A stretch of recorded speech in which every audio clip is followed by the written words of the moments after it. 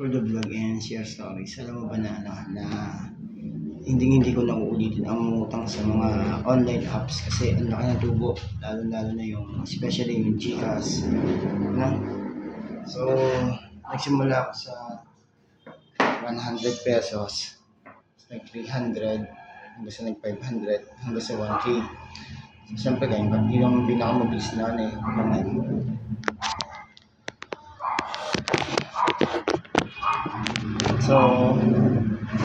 So nag-delay ako, pumasok siya dun sa sa penalty.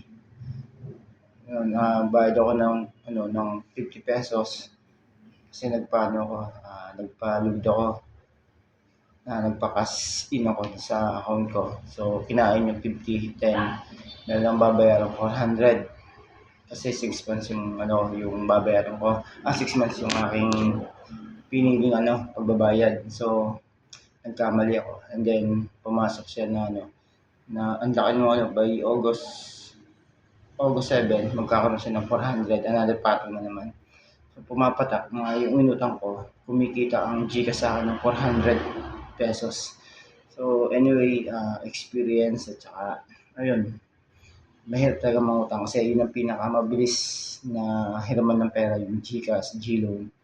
So anyway, magtatanda na ako, and kung mangungutang ka din naman, mas maganda yung parang mas maganda yung yung utang ka, yung mababa lang yung months na babayaran mo ba, 1 month, 2 months, 3 months. Pero pag yung 6 months, napakalaki ng kita ng utang na ganun. So nagkagipit-gipit ako, and then isa yun sa madaling na walang nananalo sa sugal na mananaya. And yun, ang mga nanalo dyan, ang yumayaman dyan, yung operator. Pero yung mananaya ka, imposible. Napaka-liit lang ng porsyento na manalo ka. O sa ganun ba, nag-online sugal ka, tumama ka ng milyon, possible yun, pero bibihira yun, bibihira. Mas lamang ang may-ari o yung operator o yung mismo And then, kung sakaling manalo ka, short mo talaga. Naka-design kasi yung machine na yun na kabigimpang ka. So anyway, yun, nagkalit-salit siyang buhay ko dahil salin ako siyempre yung kapatid ko nanalo ng malaking pera sa online sugal, and then nakabili siya ng treasure. So siyempre ako, nag-try din naman ako, pero wala hindi tayo pinapalit sa ganun. Kahit pwedeng, sabi ko, kapital ko lang, magkaroon ako ng puhunan, pambayad sa renta ng bahay, magkaroon na ng konting income lang na pampunan sa negosyo, pero hindi ako pinapalag. Kahit weteng hindi ako nanalo. Then may inaalagaan tayong numero. Kung kailan hindi ako nakataya, doon naman sila lumabas yung numero. So, nakakasad talaga. And then, laging talo ng talo.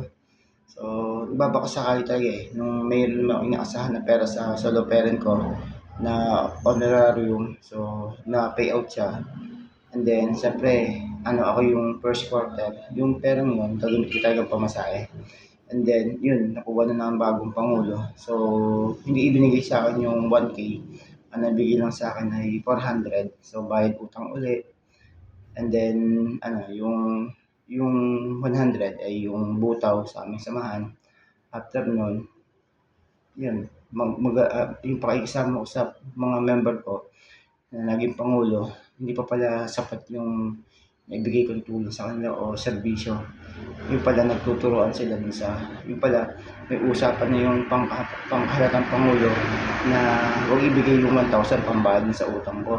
And then sabi naman ng Pangulo, nung kukunin ko lang yung pera, hindi na kay Pangulong ganun. Tapos nung kinausap ko, kasi sige, nakuha niyo na pala yung 1K, hindi magpapapirma na lang ako.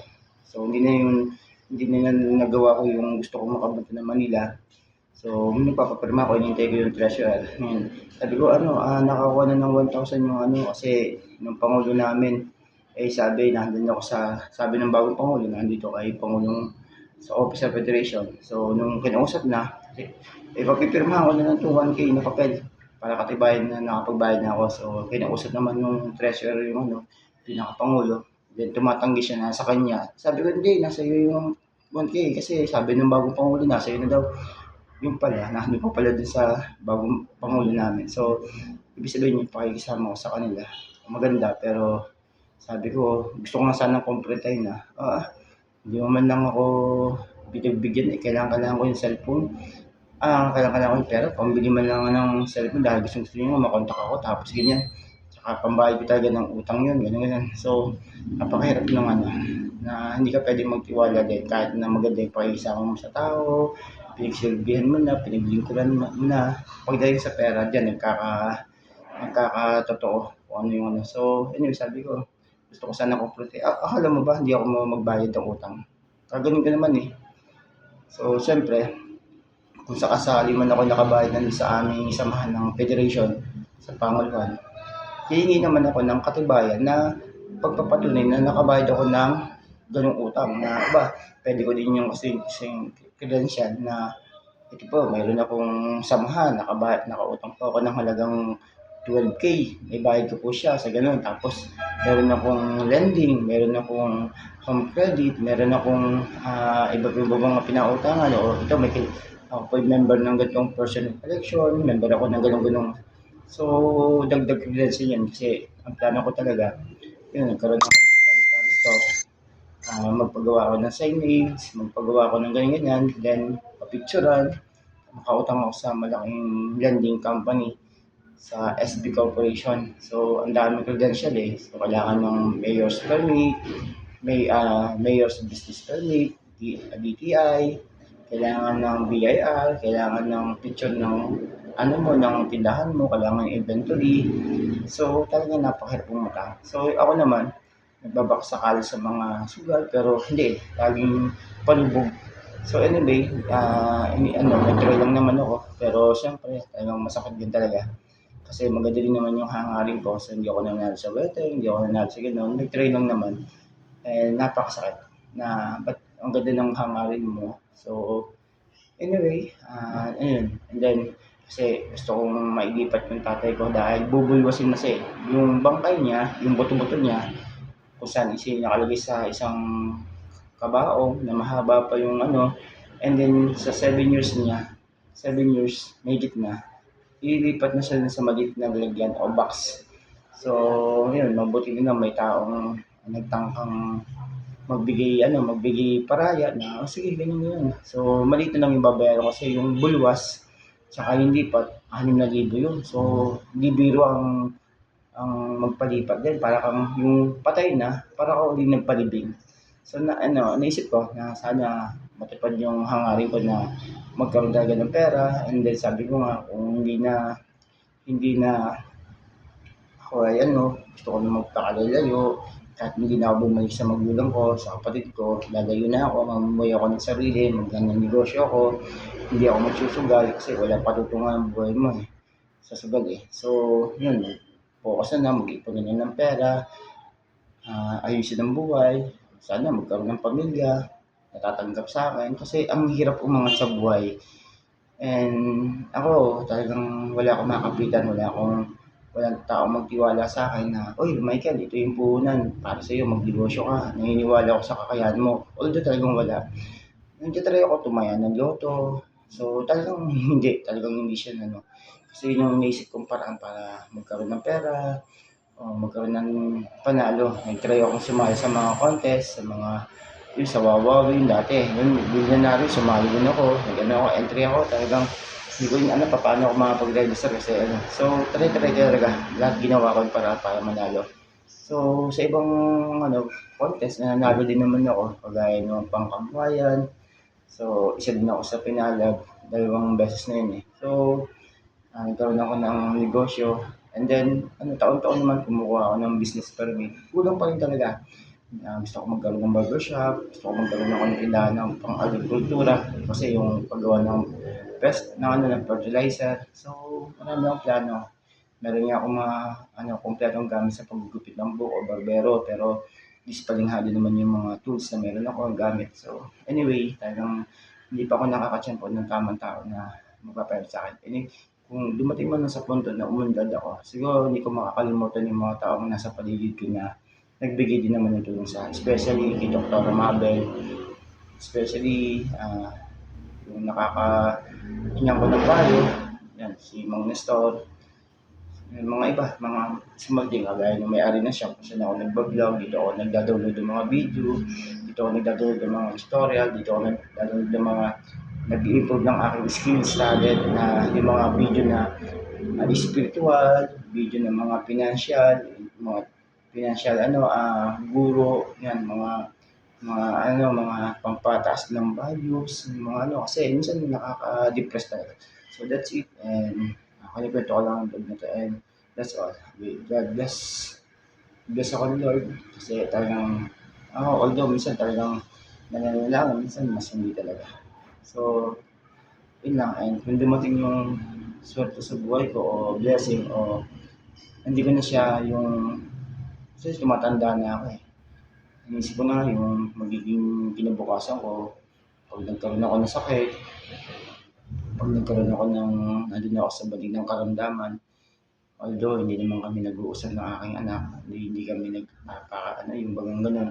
And then, wala naman akong babae na pwede mag-alaga sa akin. Kung meron man, edi talagang malayo talaga. So, wala. Pag nagkasayto ako, wala mag-aalaga sa akin. Hindi ako alaga ng kapatid ko, nanay ko may dispalingado na dahil nabangga siya. So, walang mag-aasikaso sa akin. Kaibigan din ako.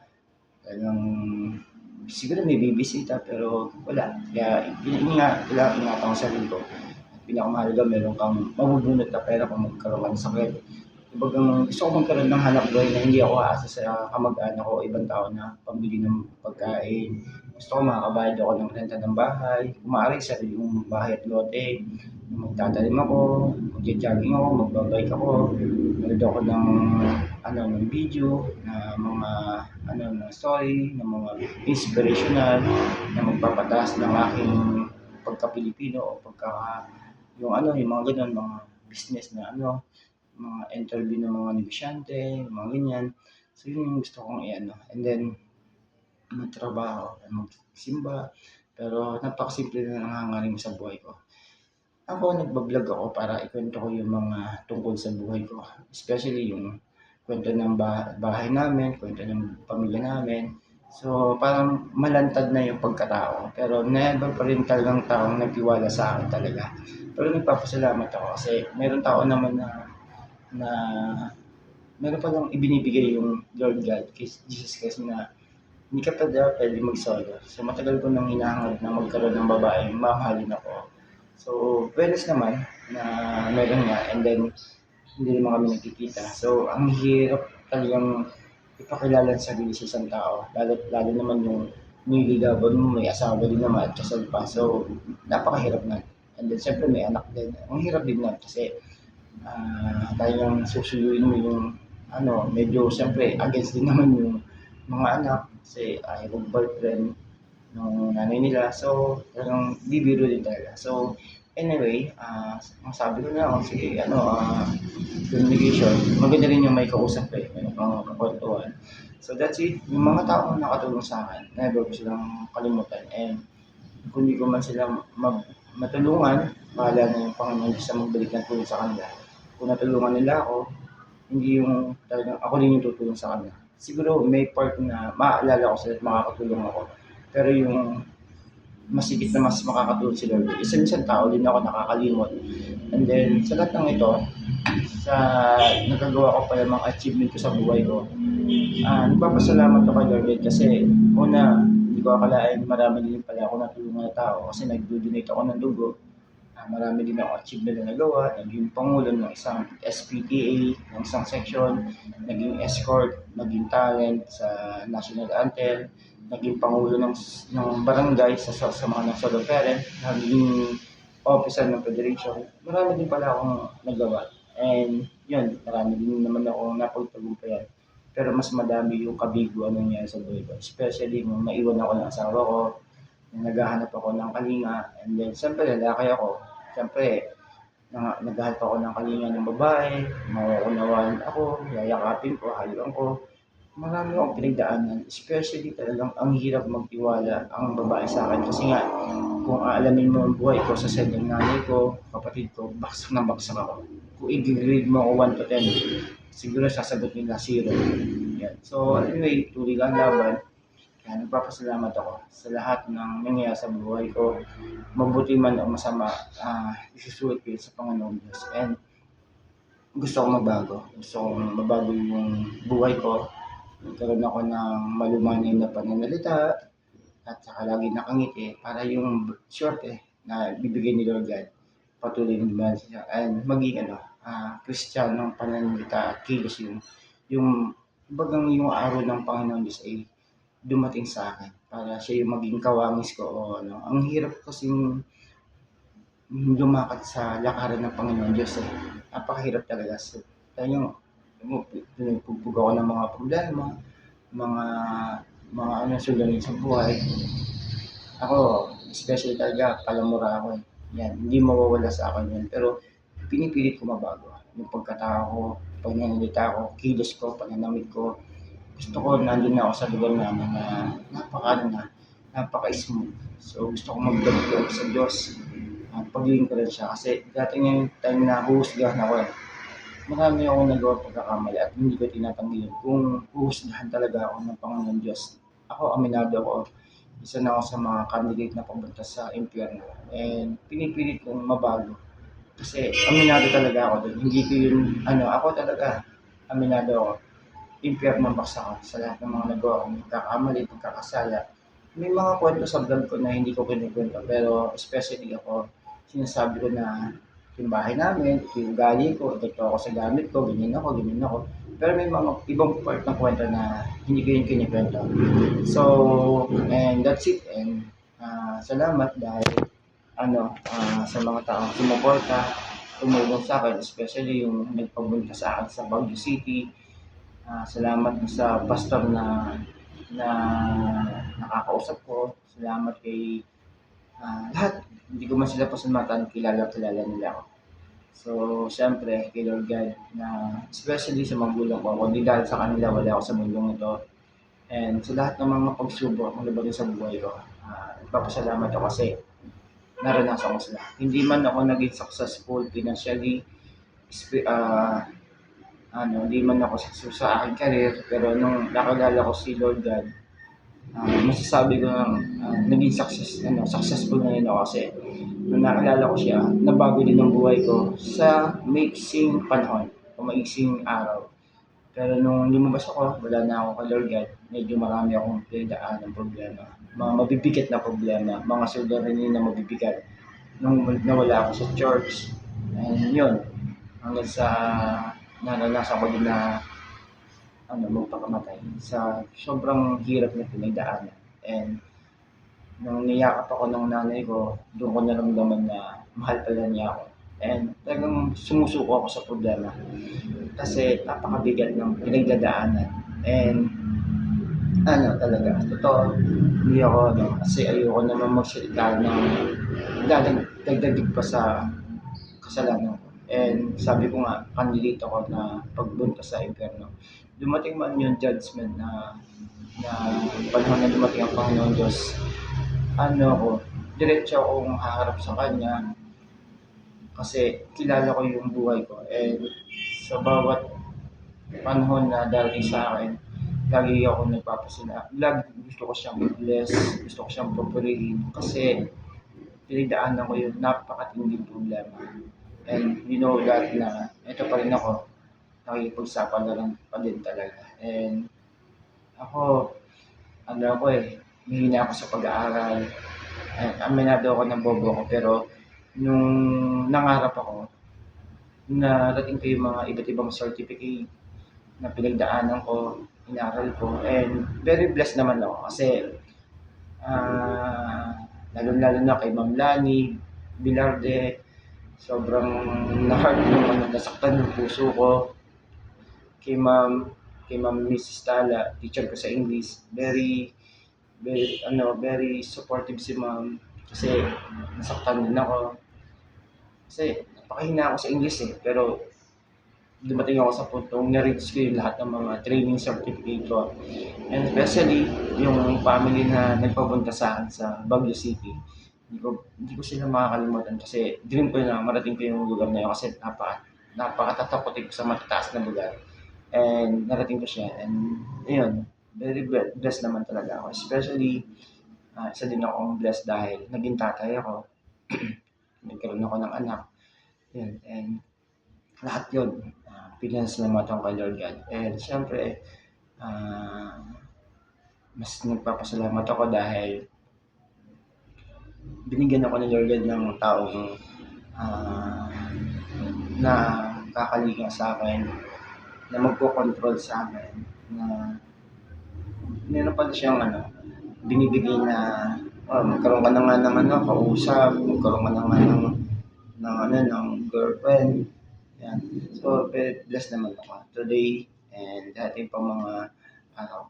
Nagiging blessed ako. And thank you Lord God sa lahat ng mga binibigay mo. Hindi man yung isang baksakan yung blessing, paunti-unti. And hindi kagaya, kasi mainggitin ako ba't yung kapatid ko nananalo sa scatter, ba't yung ganun, pangit na pangit na lalaki, tapos nagkaroon pa ng asawa napakaganda.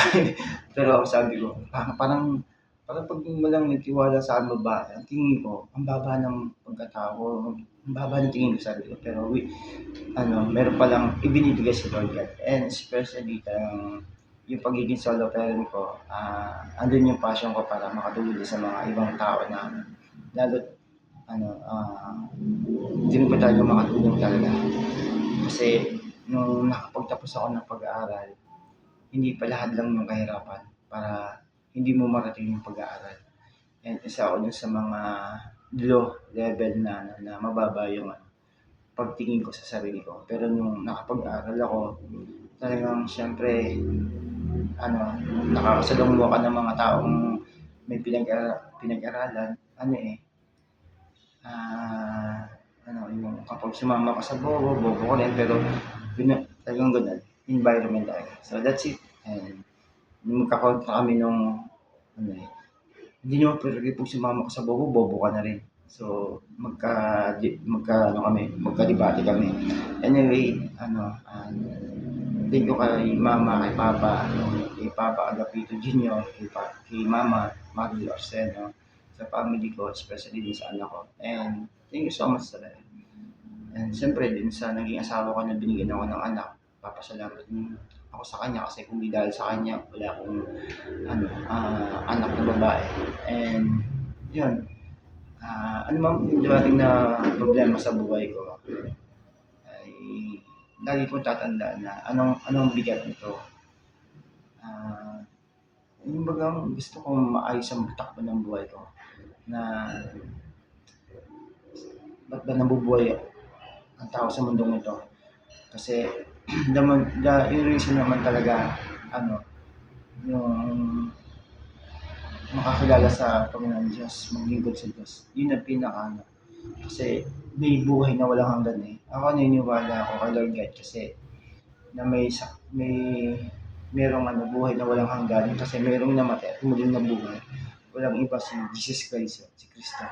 Kaya naniniwala ako na may buhay na walang hanggan. So yung books na yon na nagpapatunay na may namatay na tao, nagkatawang tao at nabuhay magmuli si Jesus Christ. Kaya naniniwala ako na itong buhay na to pansamantala lang talaga. Tsaka yun. So kapag mo yung buhay ko sa screen mo, kakaunti lang ng part ng buhay ko na naglingkod ako sa Panginoon. Kakaunti lang ng time na nagdadasal ako, kumakanta ako, mas madami pa nga akong kanta sa karaoke kaysa dun sa pag-worship kay Lord God, kakaunti talaga. So yun yung nakakayang part na kung sumakabilang buhay ako hapon, paano ako harap sa Kanya. Anyway, andyan na yan, yung mga pagkakamali, pagkakasala, habang may buhay, kailangan mamumutawi sa bibig ko yung papuri at pasasalamat sa Kanya. Kasi habang may buhay, may bibig pa, may kalakasan pa, may hininga pa. Kung pwede mo lang sabihin sa mahal mo sa buhay na mahal na mahal kita, kailangan sabihin. Pero bilang isang ama, may pride kasi ako hindi ko makausap yung anak ko.